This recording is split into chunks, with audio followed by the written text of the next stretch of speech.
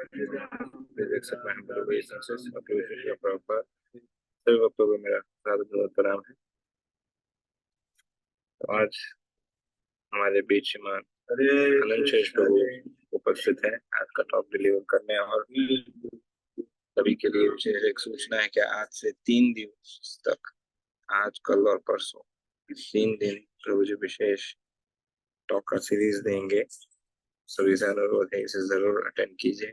एक विशेष टॉपिक पर 3 दिवस प्रभु जी के रंग सानिध्य में प्राप्त होगा। तो आप सभी से अनुरोध है कृपया अपने नाम जप को विराम दे दीजिए और आज का टॉक और 3 दिवसीय टॉक का सीरीज, आज का प्रथम सत्र जो है उसे अटेंड करने तैयार हो जाइए। हम विशेष प्रभु से अनुरोध करेंगे इसका टॉक प्रारंभ करें। प्रभु जी हरे कृष्ण। परम वंदनीय श्री गुरु महाराज के चरणों में सादर वंदन प्रणाम करते हैं। समस्त भक्तों के चरणों में सादर वंदन प्रणाम है।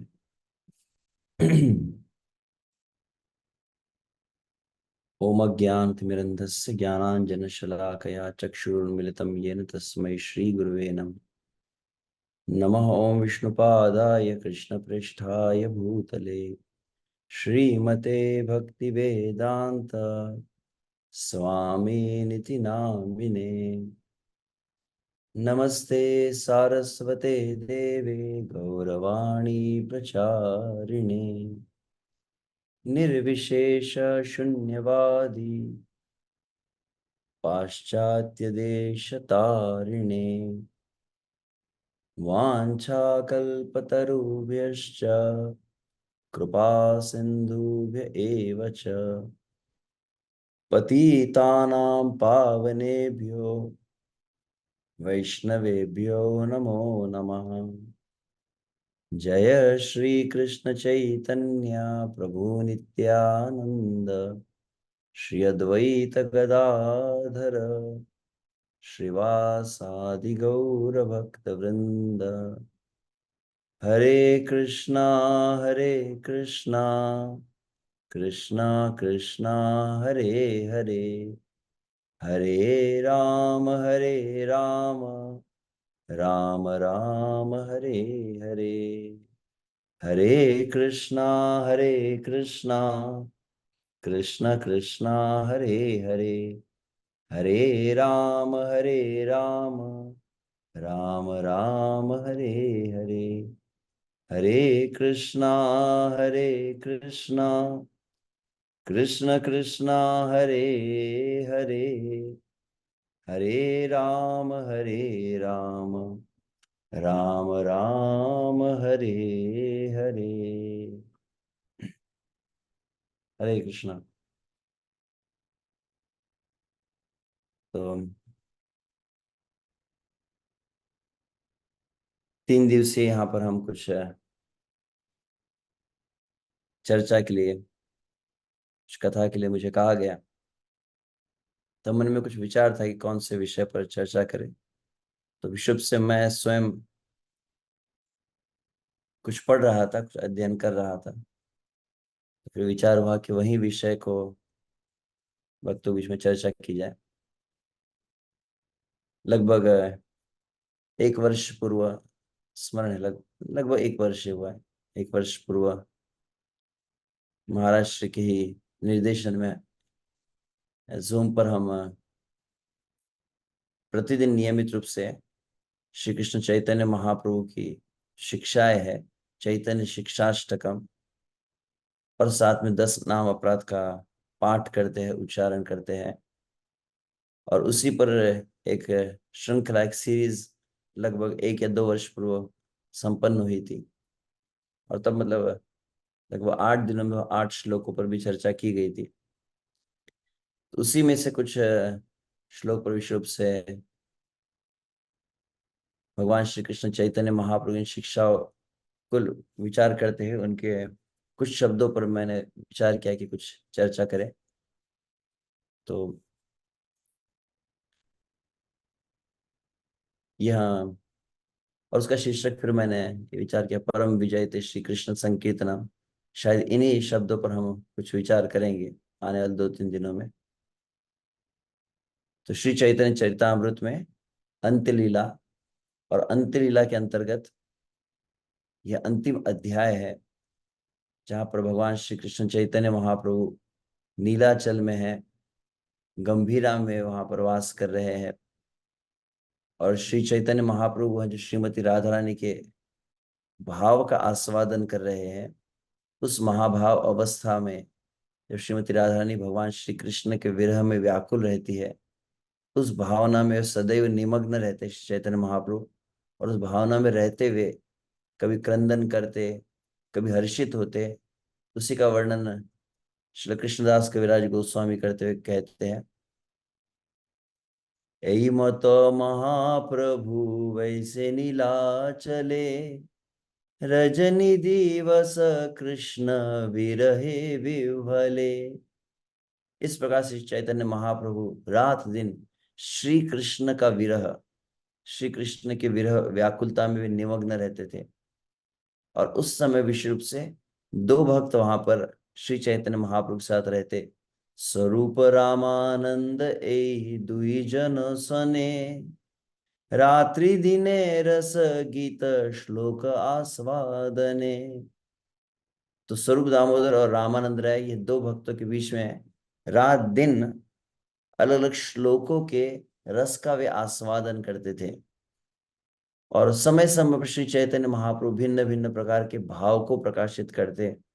नाना भाव उठे प्रभु हर्ष शोक रोष, दैन्योद्वेग आरती उत्कंठा संतोष।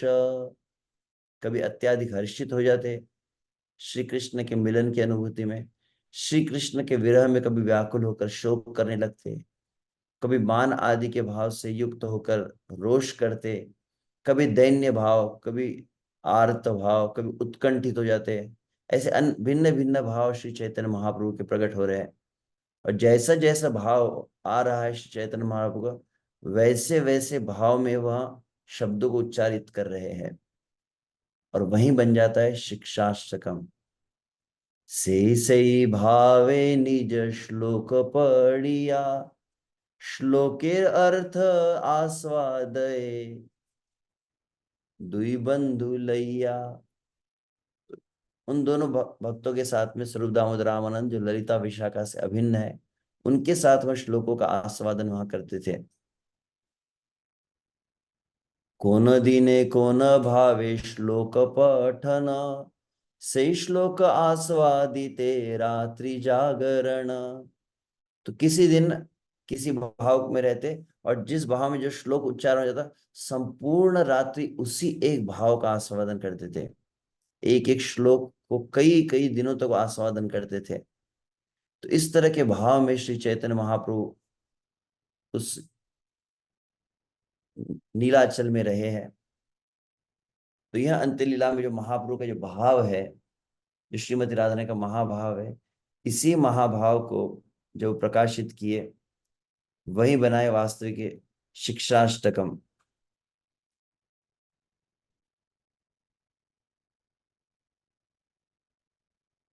अतएव यह श्लोक अब हमने सुना भी था। प्रभुर शिक्षाष्टक श्लोक यही पढ़े सुने, कृष्ण प्रेम भक्ति तार बाढ़े दिने दिने। अतः कविराज गोस्वामी श्रुति फल में इस बात को कहे कि यह शिक्षाष्टक को जो नियमित रूप से पढ़ता है, सुनता है, उनके अर्थों को समझता है, उनके भावों को अगर वो समझता है, तो नित्य प्रति उसका नाम के प्रति, श्री कृष्ण के प्रति प्रेम की वृद्धि होने लगती है प्रतिदिन।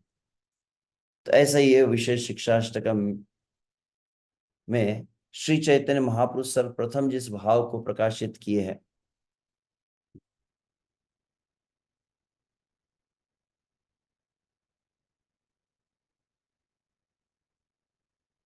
वह है ये प्रथम श्लोक।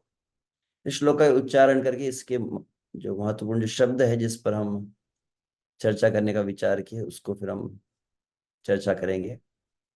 चेतो दर्पण मार्जनम, भवमहादावाग्नि निर्वापणम्, श्रेय कैरव चंद्रिका वितरणम्, विद्यावधू जीवनम् आनन्दाम्बुदिवर्धनम्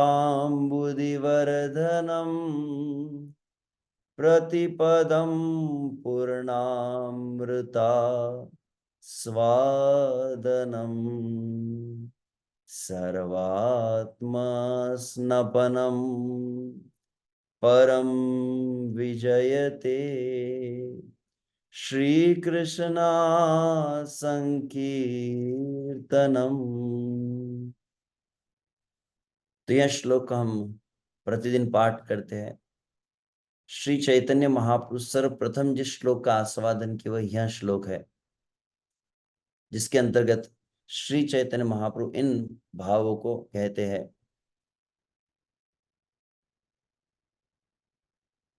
कोन दिन कोन भावे श्लोक पठन, से श्लोक आस्वादिते रात्रि जागरण।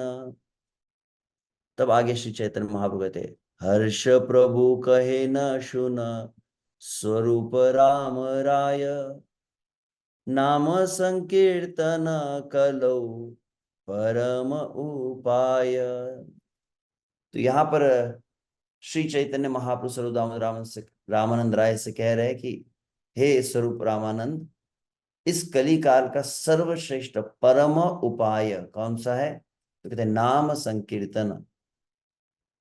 तो पहले हम कविराज गोस्वामी के शब्दों को समझते हुए फिर इन शब्दों के और अलग अलग भाव और अर्थ को समझने का प्रयास करेंगे।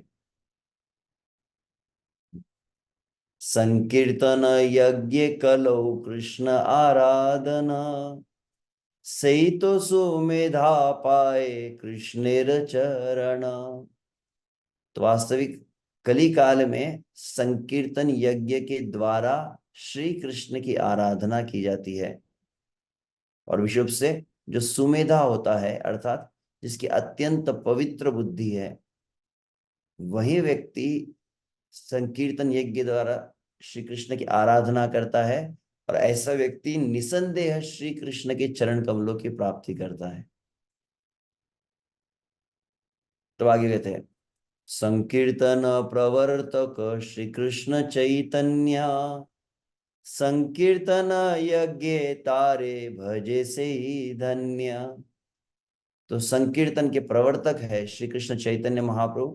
तो चैतन्य महाप्रभु क्या कहे कि कलो संकीर्तन परम उपाय, कि कली काल में यह संकीर्तन सबसे सर्वाधिक श्रेष्ठ उपाय है।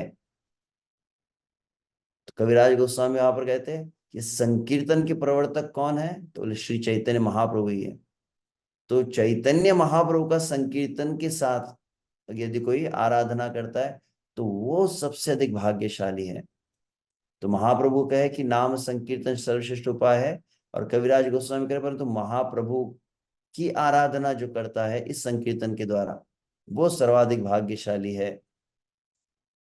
सही तो सुमेधा आर कुबुद्धि संसार, सर्व यज्ञ है ते कृष्ण नाम यज्ञ सार। तो वही वास्तविक कविराज गोस्वामी कहते हैं वही पवित्र बुद्धि वाला, सही बुद्धि वाला वही व्यक्ति है जो महाप्रभु की आराधना संकीर्तन यज्ञ के द्वारा कर रहा है। अन्य सभी को क्या कहा है? कुबुद्धि संसार, उनकी बुद्धि मारी गई है, उनकी बुद्धि प्रदूषित हो गई है, जो महाप्रभु के संकीर्तन आंदोलन क्या में शामिल नहीं हो रहे। क्यों? क्योंकि सर्व यज्ञ है ते कृष्ण नाम यज्ञ सार। वास्तविक जो संकीर्तन नाम यज्ञ जो है इसके द्वारा समस्त यज्ञों का संपादन हो जाता है। और तब अब श्री चैतन्य महाप्रभु के जो शब्द हैं इस प्रथम श्लोक की व्याख्या में वे कहे हैं, नाम संकीर्तन है ते सर्वानर्थ नाश, सर्व शुभोदय कृष्ण प्रेमेर उल्लास। तो आप देखते हैं प्रथम श्लोक जो है चेतो दर्पण मार्जनम, उसमें 4 पंक्तियां दी गई है। तो प्रथम पंक्ति चेतो दर्पण मार्जनम और भव महादावांग निर्वापणम, दूसरी पंक्ति है श्रेय कैरव चंद्रिका वितरणम और विद्यावधु जीवनम, और तीसरी है आनंदाम्बुदि वर्धनम और प्रतिपदम पूर्णामृता स्वादनम। तो सर्व अनर्थ नाश अर्थात चेतो दर्पण मार्जनम भव महादावाग निर्वापणम। सर्व शुभोदय अर्थात श्रेय कैरव चंद्रिका वितरणम विद्यावधु जीवनम। और कृष्ण प्रेमेर उल्लास अर्थात आनंदाम्बुधि वर्धनम प्रतिपदम पूर्णामृता स्वादनम। तो ये तीन पंक्तियों के फल को यहाँ पर तीन शब्दों में श्री चैतन्य महाप्रभु यहाँ बतला रहे हैं कि नाम संकीर्तन जो है समस्त प्रकार के अनर्थ का नाश, समस्त मांगल्य का उदय करता है और अंततः प्रेम को प्रकाशित करता है। ये नाम संकीर्तन ही तो जितना दोष है हृदय के सभी वो नाश करके मांगल्य और प्रेम को उदित करता है। आगे कहा जाता है संकीर्तन हईते पाप संसार नाशन चित्त शुद्धि सर्व भक्ति साधन उद्गम।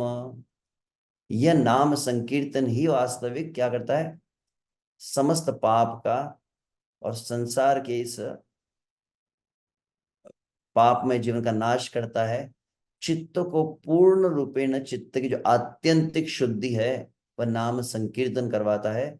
और समस्त साधन जितने भक्ति के है उसका उद्गम है। उद्गम समझे, उद्गम मतलब ओरिजिन, मतलब साधन प्रारंभ कहाँ पर होते हैं, बोले नाम संकीर्तन से ही समस्त साधन प्रारंभ होते हैं।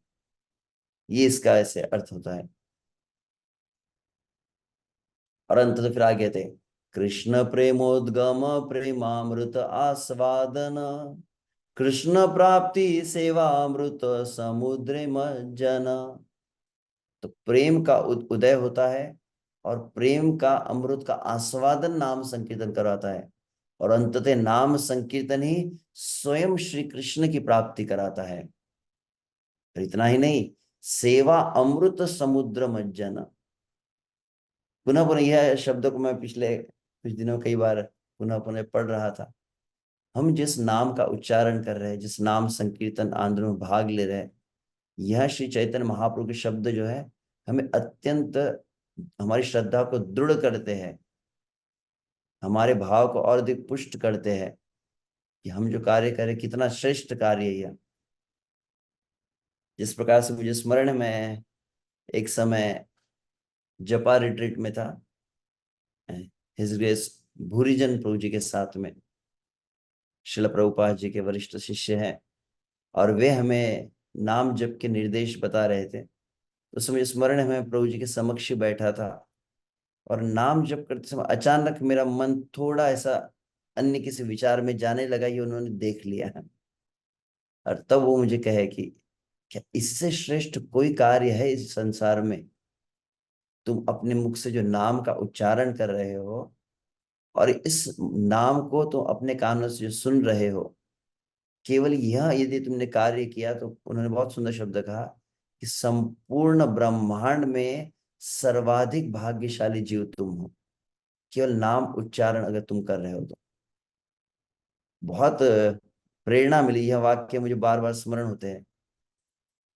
क्योंकि नाम जप में हम मन को एकाग्र क्यों नहीं कर पाते, उसका मूल कारण एक यह भी है कि पर्याप्त रूप से अभी तक नाम तत्व को हम जाने नहीं है, पर्याप्त मात्रा में वास्तव के नाम के प्रति श्रद्धा को विकसित नहीं किए हैं, संकीर्तन की महिमा को उतना समझ नहीं पाए हैं।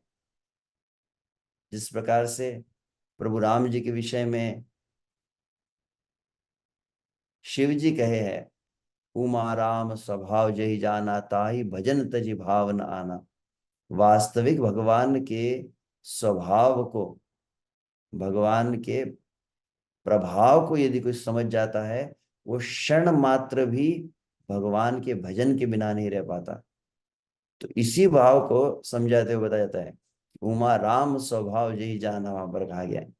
इसी को अगर अन्य रूप में कहा जाए तो उमा नाम स्वभाव यही जाना ताही भजन तजी भाव नाना।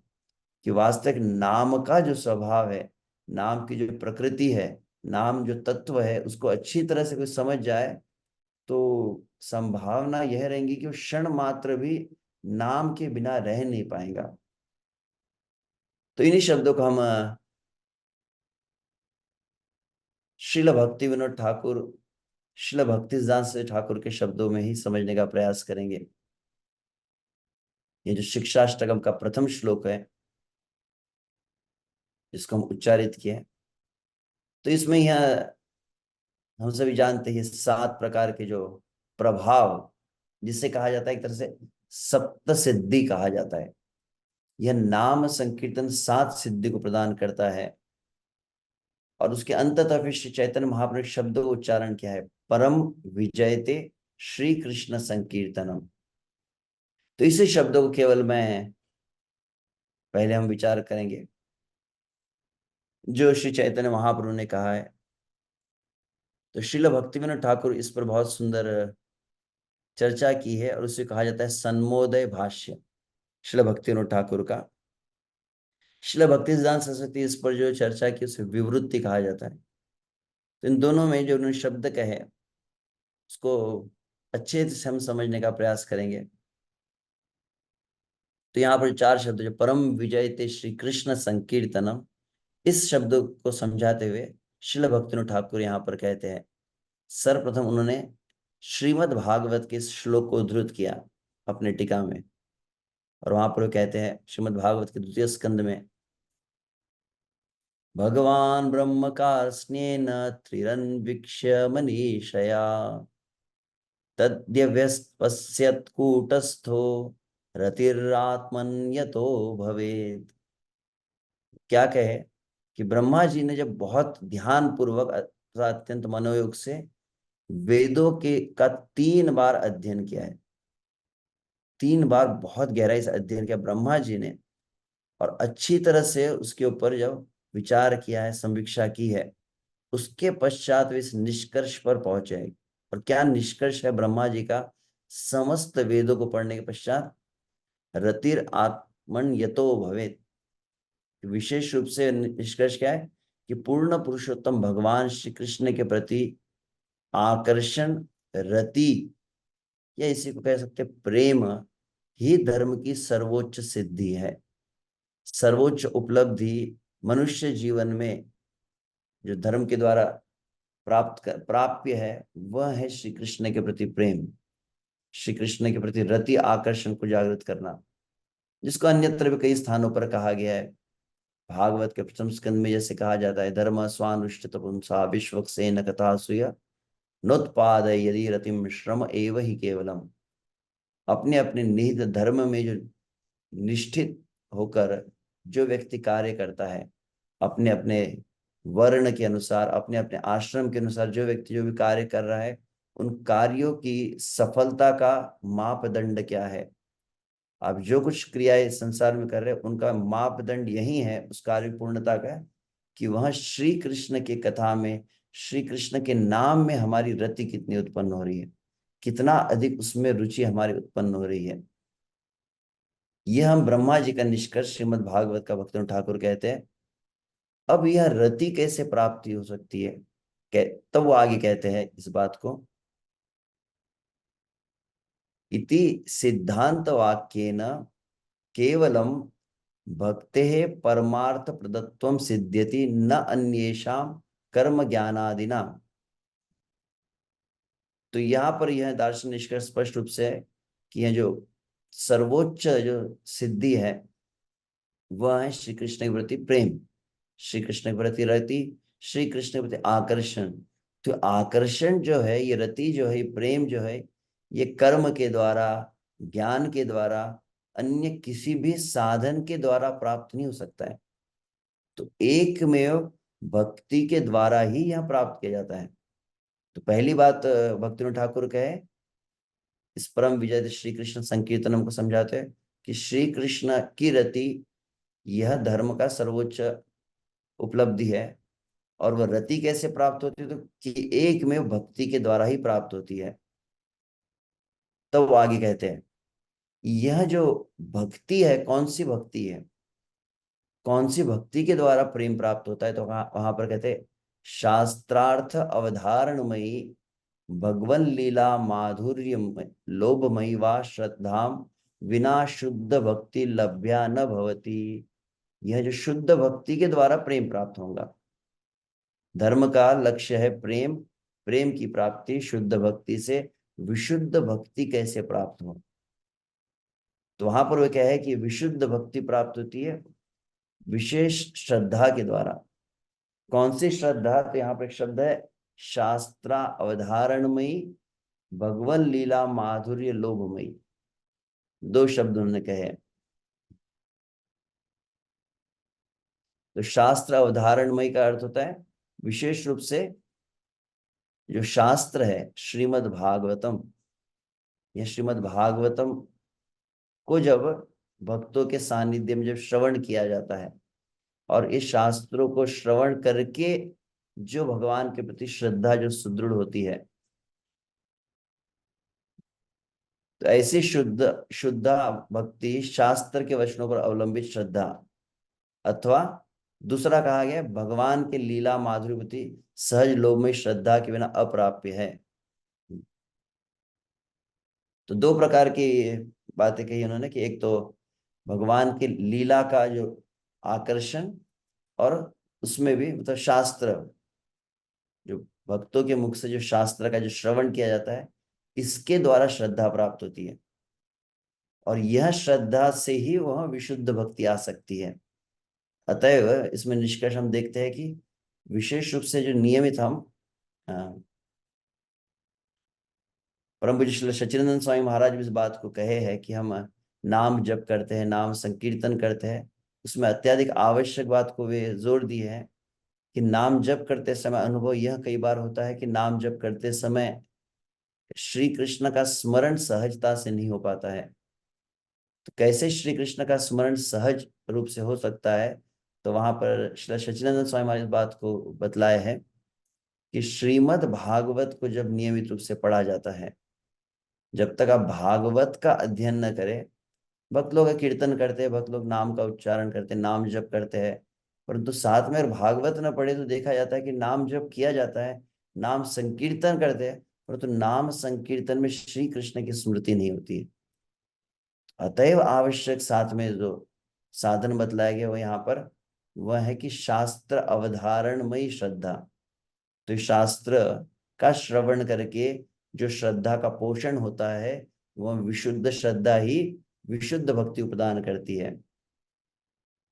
तो पहली बात कही कि मनुष्य जीवन का सर्वश्रेष्ठ जो उपलब्धि क्या है? धर्म की सर्वश्रेष्ठ उपलब्धि रति, रति की प्राप्ति विशुद्ध भक्ति से, विशुद्ध भक्ति ये शास्त्र पर आधारित श्रद्धा से।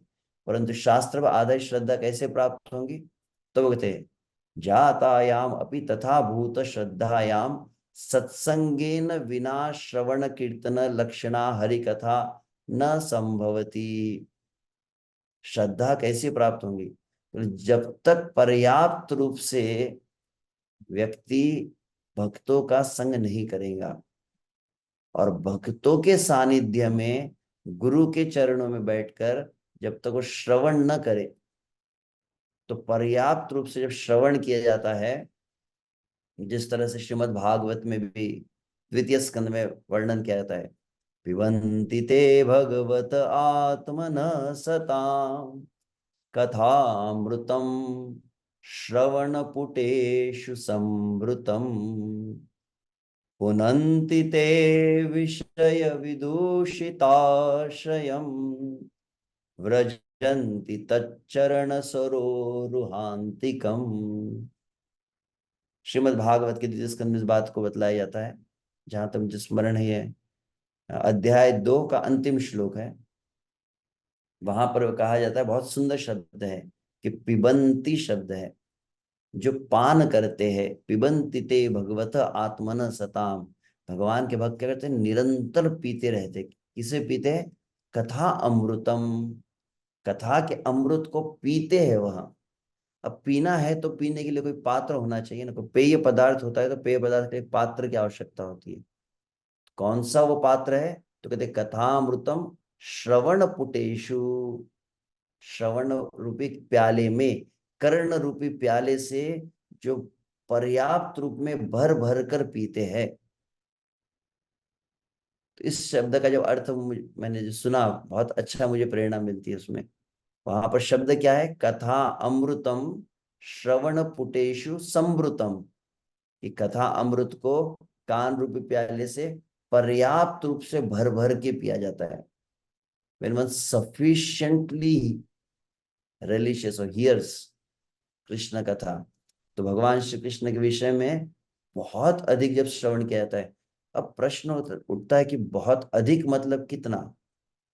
पर्याप्त रूप से श्रवण करना है, तो पर्याप्त रूप से श्रवण करने का अर्थ क्या होता है? क्या 1 घंटा श्रवण करने को पर्याप्त कहा गया है, या 2 घंटा श्रवण करना इसको पर्याप्त कहा गया है, या 8 घंटे श्रवण करने को पर्याप्त? कितना श्रवण को पर्याप्त कहा जा सकता है?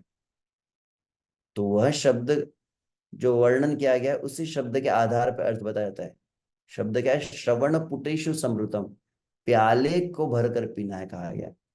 तो श्रवण पुटेशु समृतम मतलब पर्याप्त रूप से सुनने का अर्थ क्या होता है कि जब कोई प्याला, जब आप उसमें कोई पेय पदार्थ डालते, जल डालने लगे, तो प्याला भर चुका है कैसे पता चलता है? बोले पात्र जब पूरी तरह से भर जाएगा तो बोले पानी बाहर गिरने लगेगा।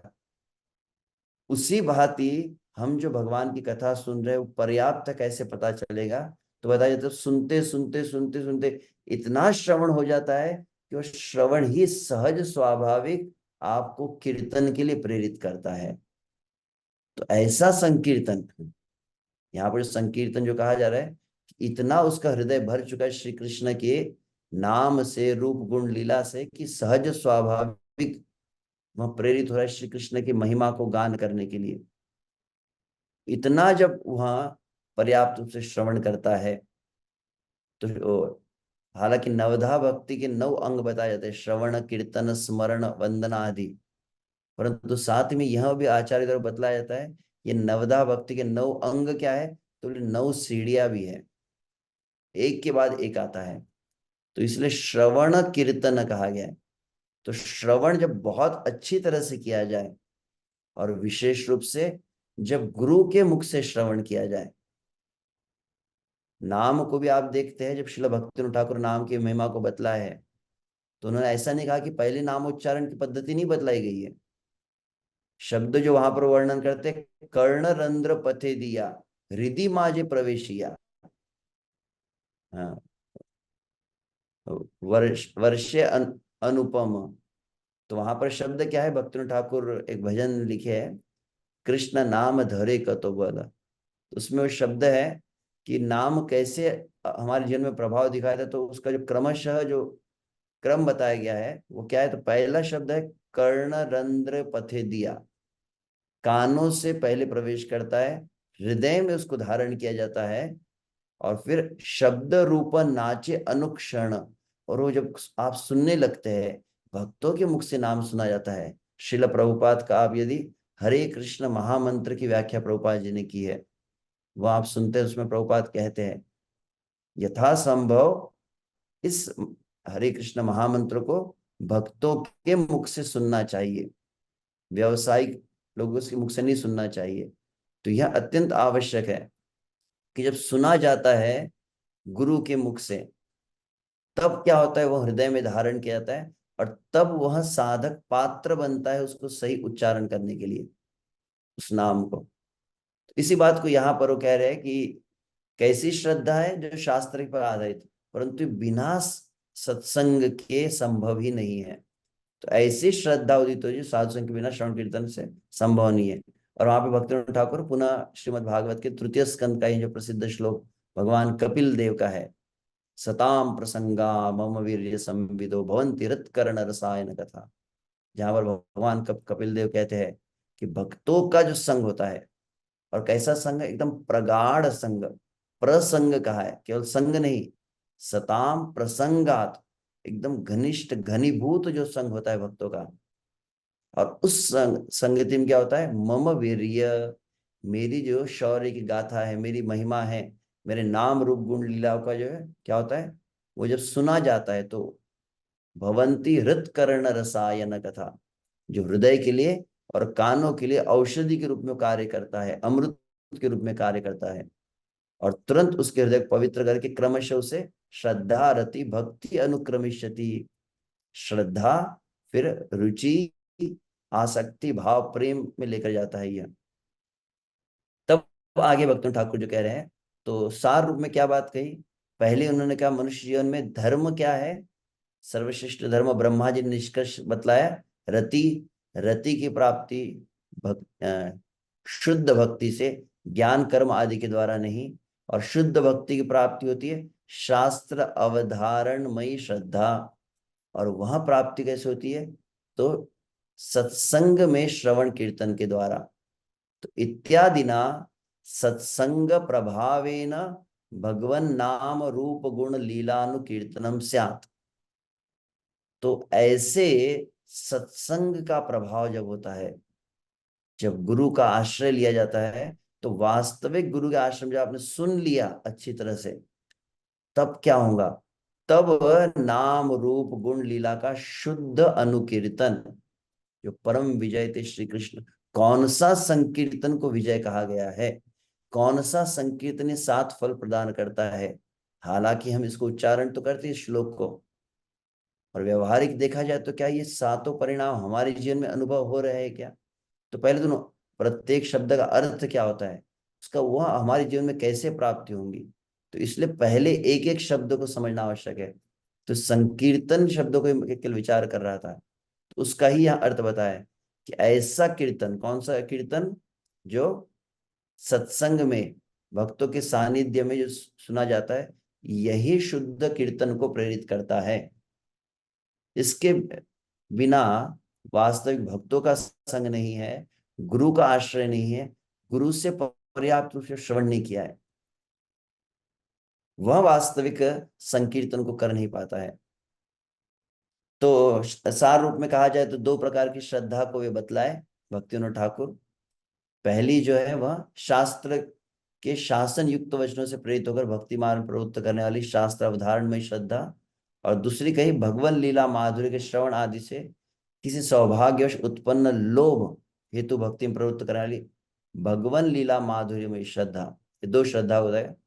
इन दोनों में से कोई भी श्रद्धा उत्पन्न कैसे होंगी? एक लोभ वाली श्रद्धा है, या वैदिक भक्ति रागानुगा भक्ति भी आप कहें, दोनों ही श्रद्धा कैसे उत्पन्न होती है? तो निर्मल सत्संग में निरंतर श्रवण कीर्तन, निरंतर आप श्रवण कीर्ते हैं, तो वो शुद्ध हरिकथा सेवन के द्वारा ही शुद्ध भक्ति उदित होती है।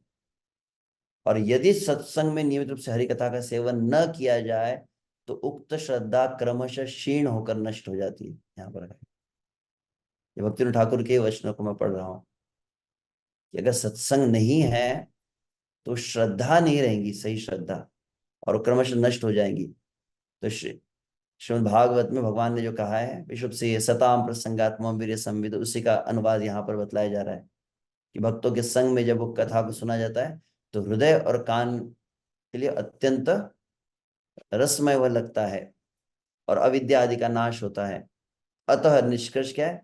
सत्संग में भगवान के नाम रूप गुणों लीलाओं का श्रद्धापूर्वक सेवन करने से ही शुद्ध संकीर्तन संभव है, अन्यथा नहीं।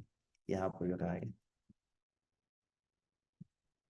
तो अतएव प्रथम श्लोक में संकीर्तन का महात्म्य वर्णित करते हुए सबसे पहले श्री चैतन्य महाप्रभु किस बात को कहे? श्रीमन महाप्रभु शिक्षायाम सर्वादूतस्य महात्म्यम निगदितम। इसीलिए श्री चैतन्य महाप्रभु की शिक्षाओं में सर्वप्रथम संकीर्तन कहा है। तो कौन सा संकीर्तन है?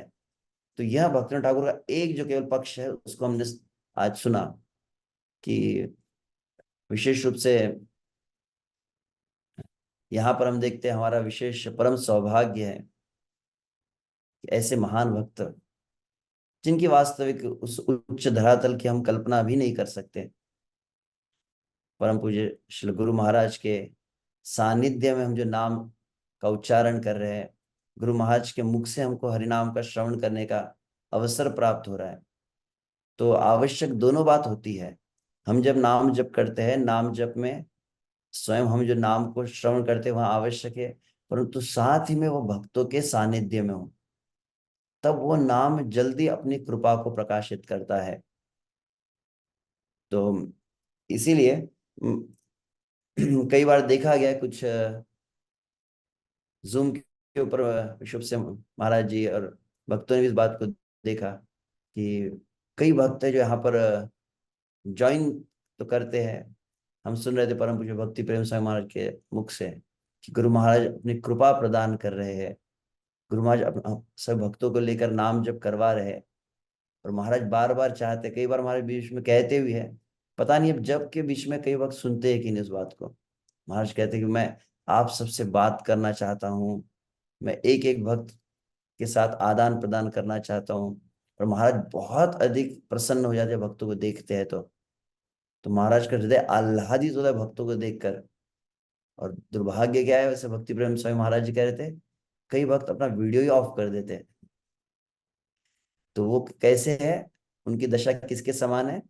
वो उनके समान है जैसे मान लीजिए कि कृपा आपके द्वार तक आ जाए और द्वार को आप बंद कर दें। कुछ वक्त अपना व्यवहारिक अनुभव ये बतला है कि जब वीडियो ऑन रहता है, हालांकि आप बोलेंगे तो कोई ये बाह्य, ये बाह्य बात हो सकती है, परंतु वास्तविक जब एक भगवान का महान भक्त युक्त वैराग्य में भगवान की सेवा में किसी कार्य को प्रयोग करता है, तो वह भी उसी दिव्यता का अनुभव करवाती है। तो केवल ये जूम के ऊपर वीडियो ऑफ करना और ऑन करने के विषय में हम जब चर्चा कर रहे थे, आप केवल जब वीडियो ऑन रखते हैं और जब इस जो भी तथाकथित गैजेट्स हम मोबाइल कहेंगे, इसके माध्यम से गुरु की दृष्टि जब पड़ती है, अनुभव भक्तों ने किया है दोनों प्रकार के जप का। तो कहते हैं कि जब वीडियो ऑफ रहता है उस समय के नाम जप में और वीडियो ऑन के नाम जप में काफी अंतर आ जाता है। ये एक बात हुई। और दूसरी बात जिसको मैं इस सब चर्चा के द्वारा जो निष्कर्ष बतलाना चाहता हूँ वो है कि कई बार हम देखा कुछ भक्त क्या करते हैं, बोले वो तो ऑडियो ही कनेक्ट नहीं करते हैं, मतलब ज्वाइन हो जाते हैं परंतु ऑडियो कनेक्ट नहीं करते, मतलब एक तरह से कहा जाए महाराज के मुंह को ही बंद करके रख देते हैं। ये शब्द थोड़ा ऐसा अनुचित लगता है, परंतु देखा गया कुछ वक्त वो, लेकिन नाम जब में डिस्टर्ब होता है। एक भक्त ने कुछ कह दिया तो विचित्र लगा। अब गुरु की वाणी सुनने में आपको डिस्टर्ब होने लगा, आपके बगल में कितने भक्त बैठकर जोर जोर से उच्चारण करके चिल्लाते हुए नाम जप करे, वह आपको विक्षेप नहीं लाता है, गुरु का जो वाणी है वही विक्षेप ला रही है। तो यहाँ पर देखा गया है विश्व से, अ, जो यहाँ वर्णन हम देख रहे हैं कि गुरु के सानिध्य में, भक्तों के सानिध्य में जब श्रवण किया, आगे चलकर और एक पूरा वाक्य हमने आज पढ़ा नहीं है, उसको कल हम और कंटिन्यू जब करेंगे, जहां पर स्पष्ट रूप से इस बात को बतलाया है कि आदो श्रद्धा साधु संग भजन क्रिया, उसके अंतर्गत होता है कि गुरु का आश्रय लिया जाए और गुरु के आश्रय में नाम को सुना जाए। तब वहां ये जो परम विजय थे श्री कृष्ण संकीर्तन में जो संकीर्तन कहा जा रहा है, ये संकीर्तन तब संभव होगा। ऐसा संकीर्तन जो कली काल पर विजय प्राप्त करने वाला, ऐसा संकीर्तन जो 7 प्रकार की सिद्धि प्रदान करने वाला है, वो संकीर्तन के विषय में यहाँ पर कहा जा रहा है। तो ये प्रथम भाग को हमने आज यहाँ पर चर्चा की। श्री कृष्ण संकीर्तन की जय, श्री कृष्ण चैतन्य महाप्रभु की जय, श्रील प्रभुपाद की जय, परम पूज्य श्री गुरु महाराज की जय, अनंत कोटि वैष्णव वृंद की जय, निताय गौर प्रेमानंदे, हरि हरि बोल। बहुत बहुत धन्यवाद स्वामी प्रभु आज के इस दिव्य क्लास के लिए, या इस प्रकार से प्रैक्टिकली जो हो रहा है उसे सबके सामने प्रकाशित करने। तो यहाँ गुरु महाराज वृंदावन के भक्तों को थोड़ा सा कर रहे हैं और यही बात कह रहे हैं गुरु महाराज, क्या महत्व है इस्कॉन में रहना या भक्तों के साथ रह के जप करना, साधना कर। तो मैं वही क्लास में हूँ तो ज्यादा कुछ बोल नहीं पाऊंगा। तो से अनुरोध है महामंत्र का उच्चारण के प्रभु जी का आभार व्यक्त करते हैं और अन्य भक्तों को बताइए अगले 2 दिन ये महत्वपूर्ण चर्चा में भाग ले। हरे कृष्ण कृष्ण कृष्ण हरे हरे, हरे राम राम राम हरे हरे। प्रभुपाद की जय, प्रभु जी श्री स्वामी गुरु महाराज की जय।